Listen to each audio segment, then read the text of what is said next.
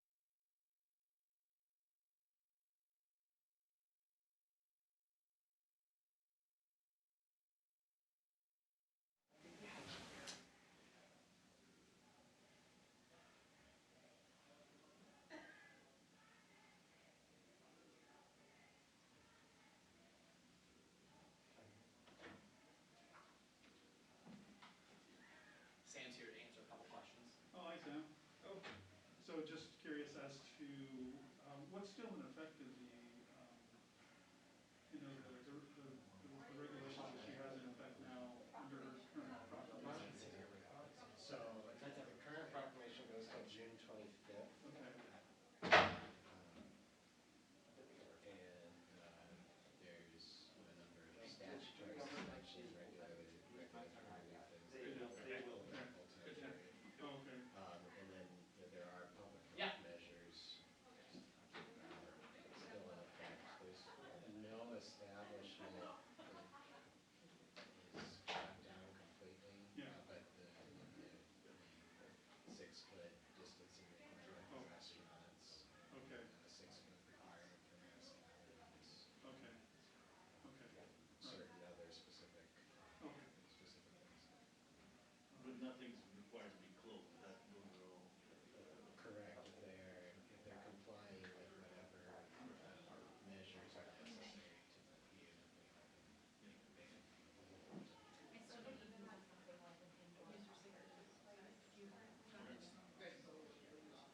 Yes, with measures to make sure that they're staying 6 feet apart. Okay. And then they're specifically very establishments that decide not to open if they predict infections. Any other questions? And for that to end, she would just have to take an affirmative action to, would it be a new proclamation to say we suspended them all, or how would it, so, or could it just expire? If she took no action, everything would expire on June 25th. Before June 25th, she will have to decide whether those items would expire, or whether she will issue a new proclamation that extends any statutory suspensions or regulations.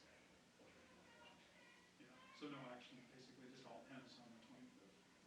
If there were no additional action. Okay. yes, of course.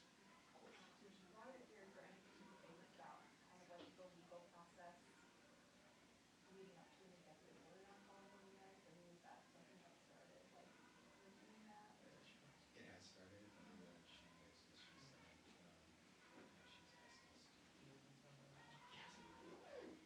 interested stakeholders working on development to work in effect.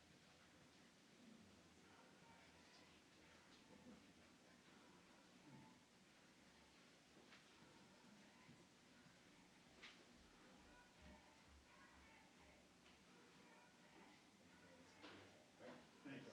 Thank you.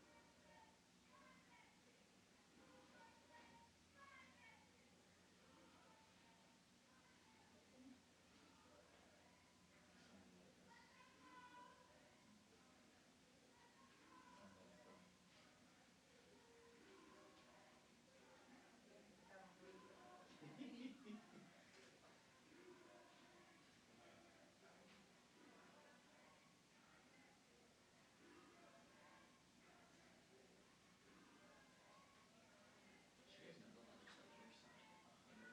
legislature signed 129 votes through the night, and 80% of that was in 2 weeks. Yeah, I think It felt like half that. of that, half of that was like in one night. We got the total number. We're like, what? How many was it? I think 129. Wow. How does that compare to a normal session? I don't even know. I don't know, but for like how little time there actually was. Yeah.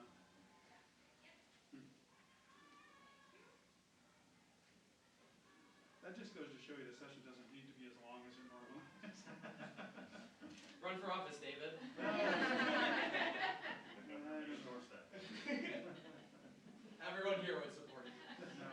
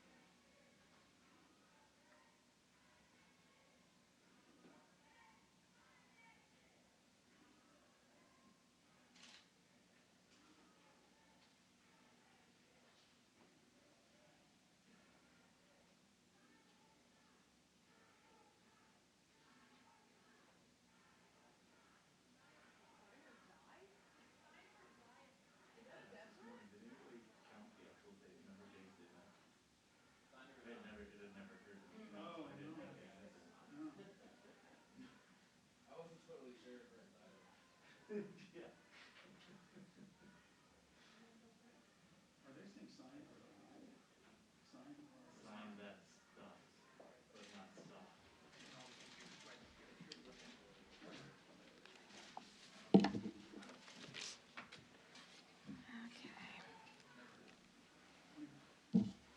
Ready? Okay. Well, good morning. Earlier this week, I had the honor to join Vice President Pence in Forest City to acknowledge and thank the leaders and the workers of Winnebago, a homegrown Iowa manufacturer and an iconic American brand. Like many companies, they were forced to suspend operations shortly after the onset of COVID-19, but they absolutely did not sit idle. Instead, they used their industrial sewing operation to make masks to support our state and regional response efforts. But in a matter of weeks, Winnebago began the process of safely reopening, putting people back to work, getting production back up to speed, and helping Iowa and our nation get rolling again. The same story has played out across Iowa, from large manufacturers like Winnebago to Main Street businesses like the East Bremer Diner in Waverly, which through a combination of social media savvy and a committed community, they turned their carryout business into a thriving and sustainable model, even providing delivery nights to neighboring communities in Bremer and Blackhawk counties. Nationwide, there are signs that America is on the road to recovery.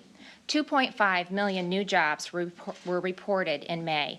Employment increased significantly in leisure and hospitality, construction, education, and health services, retail trade, and manufacturing.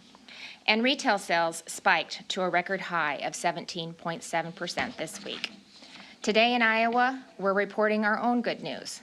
Unemployment claims dropped last week by more than 3,500 and are down from a high of approximately 205,000 to under 155,000, indicating that 50,000 Iowans are back to work. Iowa's success has always been about turning obstacles into opportunities. From the Dust Bowl of the 30s to the farm crisis of the 80s to last year's record flooding, we overcome adversity together. Neighbor to neighbor, community to community. Iowans have a relentless determination and an uncommon resilience that makes us look beyond today's bumps in the roads and see tomorrow's path to make our state and our lives even better. From the earliest days of this global pandemic, we've taken decisive action to protect the health and safety of Iowans, and we also took critical steps to protect Iowa workers, businesses, and the economy that supports them. Our three-phase approach in responding to COVID-19 has been to stabilize, and with incredible collaboration between our healthcare systems, our public health and EMAs, both state and local, we accomplished what we wanted to do by flattening the curve, protecting Iowans, and really minimizing the chance of overwhelming our healthcare system, which allowed us to move into recovery, which our capacity to test with Test Iowa and the State Hygienic Lab, our robust contact investigation, data, and website has now allowed us to move into the next phase, which is grow, where we'll begin to reevaluate, learn, and to look for opportunities to deliver services to Iowans in a more efficient and effective manner. Although COVID-19 as a public health concern is not over, and we continue to manage it every day, we're well into the recovery phase. And with the beginning of a robust recovery underway, we can approach Iowa's comeback in a number of ways. Before COVID-19, we had a vibrant economy with low unemployment, high workforce participation rate, a robust housing sector, and we had jobs looking for people in almost every single corner of our state. While our farm economy had struggled for several years, it was beginning to stabilize with new trade agreements and markets opening up. Our goal can simply be to return to where we were, which is an ambitious and realistic goal, or we can think bigger and better. And I am a firm believer that obstacles create opportunities. The post-COVID-19 won't be the same as the pre-COVID-19 world.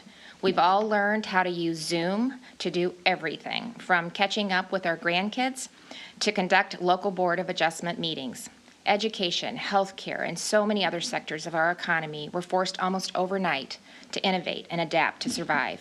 Restaurants and retailers had to quickly find ways to keep the customers coming, whether that meant offering delivery and online ordering or developing an entirely new line of products. Our economic comeback is not just about yesterday's goals. It's an amazing opportunity for us to build a better Iowa, to modernize our economy, our education and healthcare systems, our workforce, and our quality of life. Today, by executive order, I am establishing the Governor's Economic Recovery Advisory Board. And this will help us chart a course for Iowa's economic comeback and really capitalize on the opportunities created by the new normal that we've all been talking about for the last few months. This board will be our economic tip of the spear, looking across the spectrum of Iowa businesses and industries and nonprofit organizations to assess the economic impact of COVID-19 and those whose livelihoods have been hit hard by this pandemic, to analyze and recommend recovery and growth efforts, and to identify the opportunities these changes have opened for us to build the next generation of Iowa's economy and workforce. Their work isn't just about moving the economic dial, but also about ensuring the future prosperity of our state is widespread and reaches those workers and communities who too often feel left out even when times are good. This advisory board has an ambitious mission, and I anticipate its work will help set the foundation for our legislative agenda in 2021. Today, I am really pleased to announce that I have appointed Ben McLean, the CEO of Ruan Transportation, to chair my Economic Recovery Advisory Board. Ben will be joined by other equally accomplished business leaders from all corners of our state, including Mary Andringa from Vermeer, Adam Wright, Mid-American Energy, AJ Loss with Bush Construction, Barbara Sloniker, Siouxland Chamber, Dan Houston, Principal Financial, Diane Young, Foundation Analytical Lab, Dr. Suresh Gunasekaran of the University of Iowa Hospitals and Clinics, Emily Smith with SUCUP, Nick Bodish with Elite Octane, Randy Edeker with Hy-Vee, and Rosalind Fox with John Deere. This impressive group of business leaders will provide the level of expertise that we need to propel our recovery efforts forward and position us well for growth. They will be joined by state agency directors and other private and private sector professionals who will make up a number of working groups dedicated to specific areas that influence our overall economy. So I've asked Ben to join me this morning and share his perspective of having led Ruan through this unprecedented time and how the business lessons learned can benefit our overall economic recovery. Ben?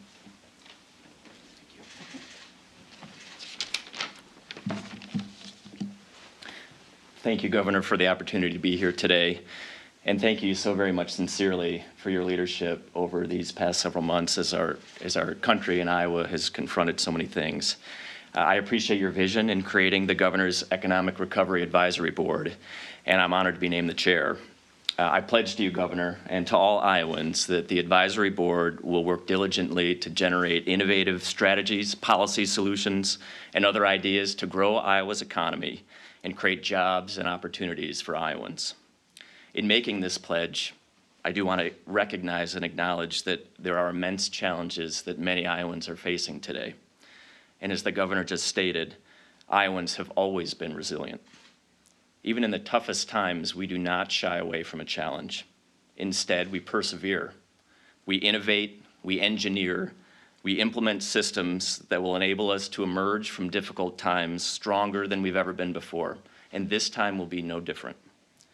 Through the pandemic, our businesses, many businesses, were forced to rapidly adapt, both to keep people safe, but also to continue to serve customers. We changed processes, we implemented technologies in so many new ways, and most importantly, perhaps, we empowered the creativity of our people. In our own business at Ruan, we saw many supply chains grind to a halt around the country as business closures affected manufacturing plants, retailers, other customers. And at the same time, we were fortunate to deliver groceries to many grocery stores, to deliver medical supplies to hospitals. And these supply chains were heavily inundated with high volumes and a number of constraints of their own. And I will forever be grateful to our people for the way that they responded to these challenges. Despite being separated like never before, we've all been separated through this like we never imagined, our people came together, they collaborated, they innovated, and they solved problems. They created technology enhancements, in some cases literally on the fly overnight, that allowed our company to have much better analytical views and visibility into our fleets across the country, all of our drivers, all of our trucks, demand and supply. They use these to keep essential supply chains moving. They use these to allow drivers who are interested and willing to continue to work, support their families, support themselves. You may know our company was started by our very first driver. His name was John Ruan Sr. He would be so very proud of the way that our professional drivers stepped up to answer the call, to serve our country, to serve so many of their fellow citizens with essential supplies over the past several months. So we have this advisory board that the governor just announced, composed of an excellent set of leaders and businesses. They'll all have their own stories, their own experiences, their own challenges. Certainly I shared some positives. We had many wins and we struggled and we endured some pain as well. But through all those things, we can use those experiences to move Iowa's economy forward. We can use those things to create a better Iowa in the future. And so I'm honored to be working with this incredibly capable team of business leaders that will serve on the governor's Economic Recovery Advisory Board. But I want to make it clear today, the advisory board is looking for ideas from all Iowans. Anybody that has an idea, we want to understand what it is and what it can do for our state. So no idea or no solution is off the table. The entire goal of the board is about taking those ideas, identifying the very best ones, and putting them forward in a way that helps us modernize and improve our economy, our healthcare systems, and our educational environment. This is about the future. This is about taking an incredibly difficult time and an incredibly difficult situation and using it as an opportunity to make Iowa a better place to live, to work, and to raise a family. And when I say that, I mean for every Iowan and every family. We are Iowans, and we are united in this cause. Governor, thank you again for your leadership and for your opportunity, for my opportunity to be here today. I'm honored, and we are excited to get to work. Thank you.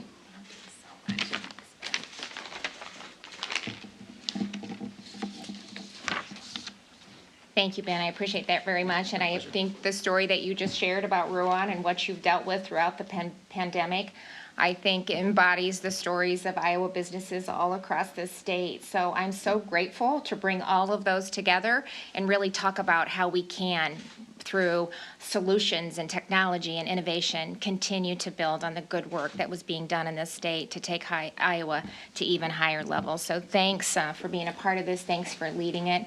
I know everybody is extremely busy, but I'm very excited to get started and look forward to working with you. So thank you very much. I appreciate it.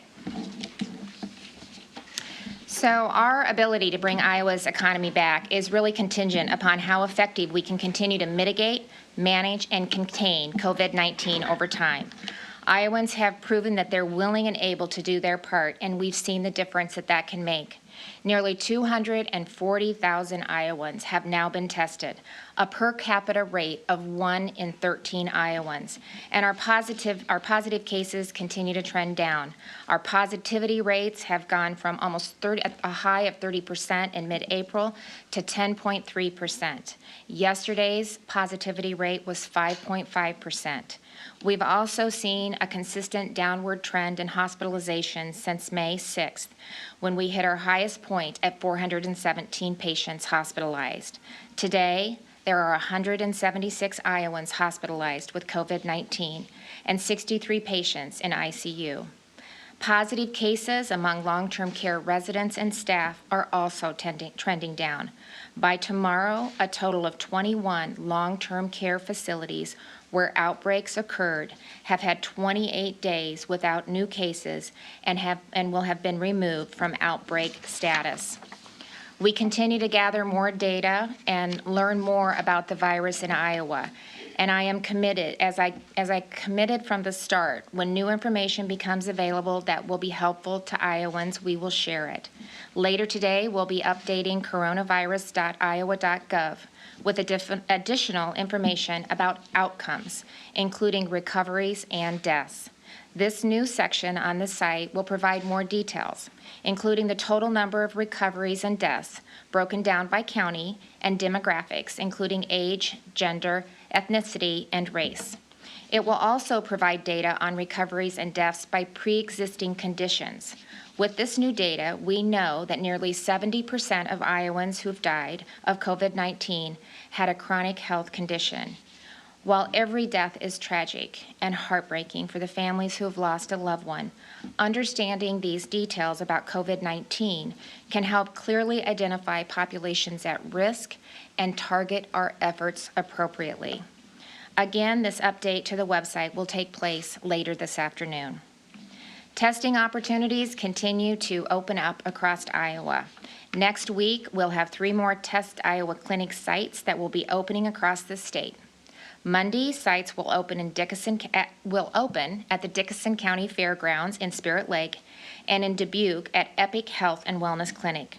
And then on Tuesday, another site will open in Atlantic at Cass County Health Systems.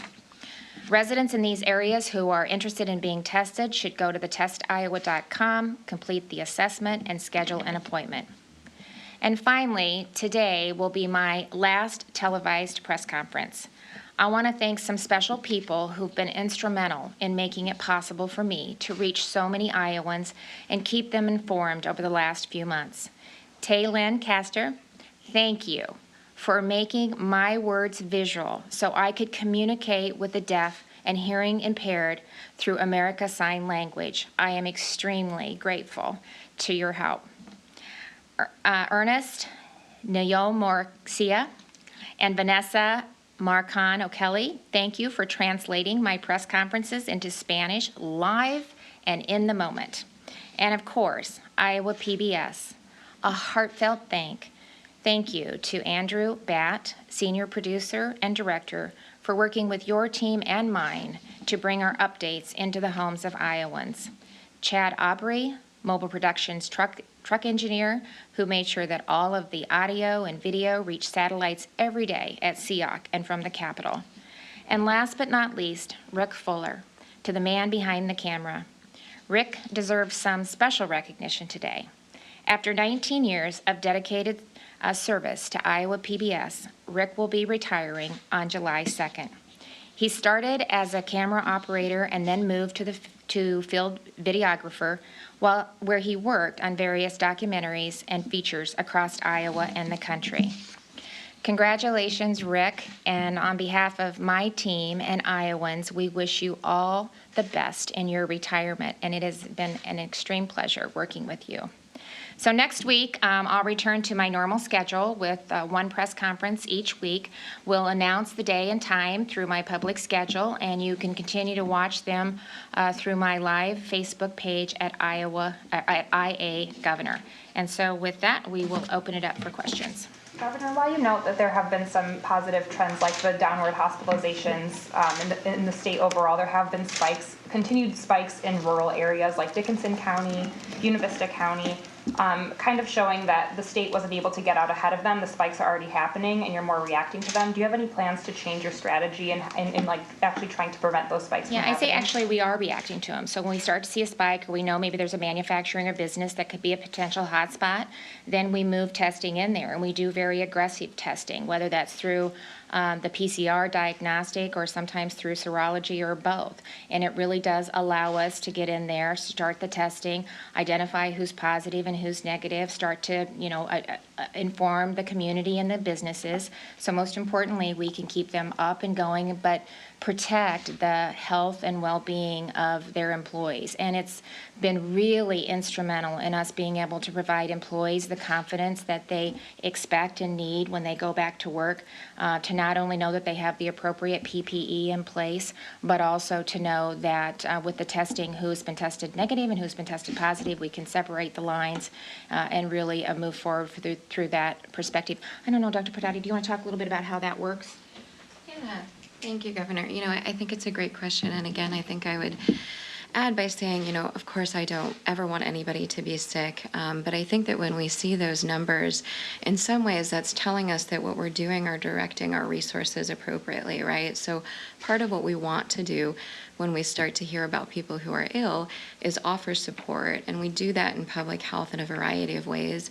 We do that by offering control measures like telling people to stay home when you're sick and stay home if you're exposed to somebody who is sick, and then also evaluating the people you've been around and directing the testing resources that we've been able to increase across the state in those areas. And so when you find those numbers, again, of course, I wish that nobody was sick at all, but having that information helps us to know what's going on, helps us to further direct those tools, further provide resources so that people have that information and they know what to do to take care of themselves and their families and their communities. Thank you, Dr. Patati. I think it's important to remember that we never guaranteed that anybody would not get COVID-19, but our goal was to really identify those most vulnerable and make sure that we were doing everything to protect them. And that still applies. If you are a vulnerable Iowan over the age of 65 and or have underlying conditions, you still need to be very mindful of your health, and when you go out in public, to wear a face covering. So the same strategy, I think, applies from day one when we stood at this podium and started talking to Iowans about COVID-19 and how we address and manage it. Along those lines, Governor, some other states are seeing some big increases in numbers, Texas and Florida among them. Are you confident that that's not going to happen here, and possibly, especially as you're talking about, moving the economic recovery ahead and talking about this this new board? Are you confident that the Iowa isn't in danger of having a similar spike and threatening that economic recovery?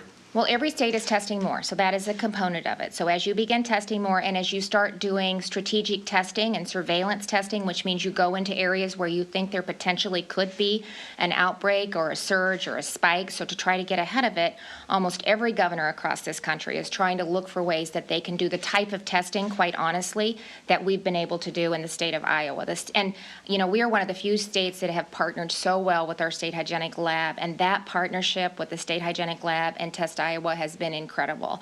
And now, Erin, to see the clinics that we're setting up in rural Iowa, that's a way that we'll be able to continue to manage and monitor it.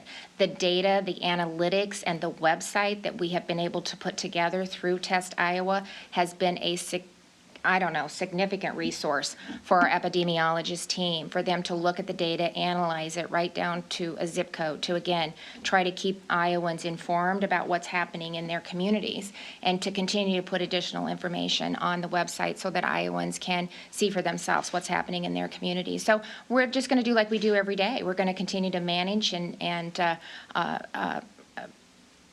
do everything that we can to contain the virus. Lost my train of thought there. So that's not going to change. They're going to continue to do what they're doing on a daily basis. And I'm confident. I tell you, as I go to these businesses, it's so incredible to see what they were doing.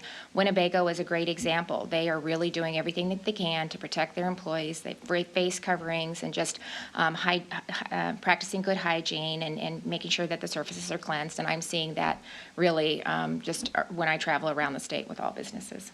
Governor, in Arizona, Governor Doug Ducey previously did not allow local officials to mandate mask wearing for counties and whatnot. He now walked back on that since there's a significant spike in that state. But of course, it's a different degree here, but in counties where there are seeing some rise, like Story County, Dickinson, would you be open to allowing local county officials to mandate mask wearing for the public? Well, so we're going to deal with the data that we have in Iowa, and we're going to base our recommendations on what we're seeing happening on the ground. We've said all along, the individuals are responsible. I trust Iowans. I trust our businesses. They're doing the right thing to not only take care of their employees, but to also take care of their customers and their clients that come in. And so Iowans need to decide that. The more information that we give them, then personally they can make the decision whether they feel that they need to wear a mask or not. If you're social distancing and it's not an issue, it's not necessary. If you're out and about and that's a concern of yours, then you should have a face covering with you so that you can put that on. I don't know, do you want to add anything too? Okay. So, Iowans can make those decisions for themselves. We don't know the health of every Iowans or if they have underlying conditions. So the best thing I think that we can do is provide them the information, educate them. The Department of Public Health has put great guidance out there for from various sectors to help people make the decision so that they can do the right thing. Can I ask a quick question on that, and then I want to ask you about the executive order. Okay. But on the current proclamation, do you expect to let that in, the emergency proclamation that guides, all of these COVID things? I think it ends is it next week or the 27th or whenever? 27th. Do you expect to let that expire then? So or? we'll continue to wait. So, it changes so much, and we're continuing to just see really positive things. My expectation is for pieces of it that it'll stay in place through the end of the year.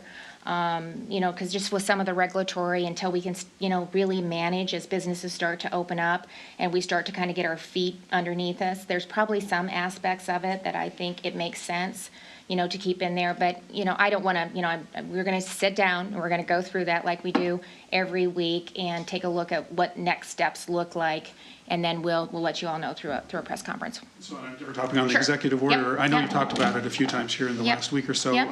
So do you know when you're going to sign it? I mean, is there a time frame you can give us an idea? I don't have any, I've got a lot of time before the election, and I think it's most important. I want to just start by saying too, though, that, I still want to make this a permanent solution. So I'm still going to continue next year to advocate for a constitutional amendment, because I believe that that's the right thing to do. It's a priority of mine. We have an important election coming up, and so I have made it clear that I will do an executive order, and it will be done in a timely manner so that people have an opportunity to participate in this election. And other than that, there's no hard, fast deadlines. I've made the commitment, and I think, we'll get it done. But I think it's really important that we do it right and that we get the verbiage right, because that's the problem with executive orders. Whoever's sitting in my chair, it changes based on who's there next. And so the more we can just think about some of those things and some of the things that we need to do to make sure that we're doing it appropriately, it's really important to me. Can you say what made you decide to do that? I mean,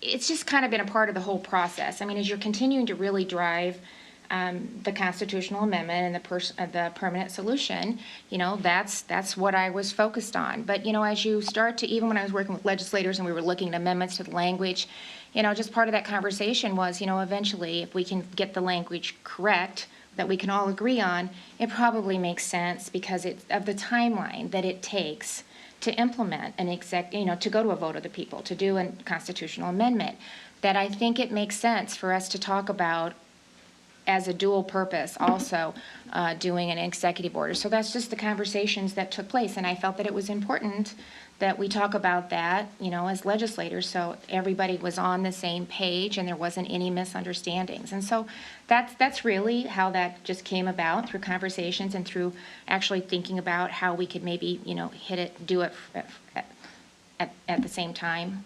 Restitution, will that be part of it? No, I'm not going to get into that. So I said that yesterday. I mean, we're going to sit down, we're going to take a look at it, we're going to do it right. Chris at KCCI, go ahead. Hi, Governor. Two, but the first one ought to be quick. Any new employer plant outbreaks, and then with this whole story county-wide cases, they're attributing that to the younger demographic, 18 to 25, and they're worried about what's going to happen when Iowa State goes back this fall. Does that give you any concern, any pause on students heading back to campus? I'm going to let Dr. Badati step in. Yeah, thank you for the question. No additional notifications to make today. And for the second question, I think, again, following patterns at a local level is an important part of what we're going to continue to do for this virus. And so understanding the way that we live, work, and interact across Iowa, as a state, as well as at the, county and local level, and what resources and organizations or groups we have in each individual community is an important part to help us, local public health, clinical partners, and really our communities overall understand what we need to do to interact, to protect people and keep people healthy. So absolutely, thinking forward about how we're going to support students, thinking about how we're going to continue to help support people, and really ask people to continue to, work with public health, listen to public health when it comes to flu season and all the good measures that we continue to recommend, which which include things like hand washing and staying 6 feet apart when you can, staying home when you're sick, staying home when you've been exposed to somebody who's sick. All of those things are going to continue to be important public health measures that we want people to continue to follow along with, and they'll be important to help keep people healthy, from COVID as well as from other respiratory viruses in the fall. Last question to the Des Moines Register. Thank you, Governor. The Register published a new Iowa poll this week that shows a close race in the presidential election in Iowa, with President Trump leading Joe Biden by 1 point. He won the state in 2016 by 9 points, and I just wanted to see if you think Iowa is a 2020 swing state this year. Well, I think a poll is a snapshot of time, and there's a lot going on right now. So I think there's a lot of time between now and the election for us to turn the economy around, to really work on Iowa and America's comeback. I see that happening. I'm excited about the future. That's what I'm focused on. I really am appreciative of Ben McLean and all of the business leaders that have agreed to be a part of our economic recovery task force.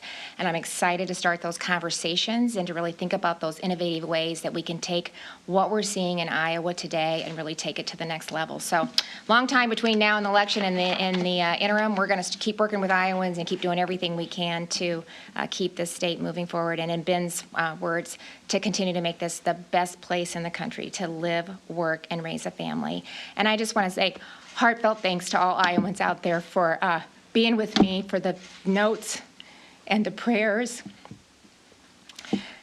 that you've sent my way throughout this really difficult time. It really has sustained me, and I can't even begin to tell you how much I appreciate those notes and cards that I've received. Thank you. Thanks.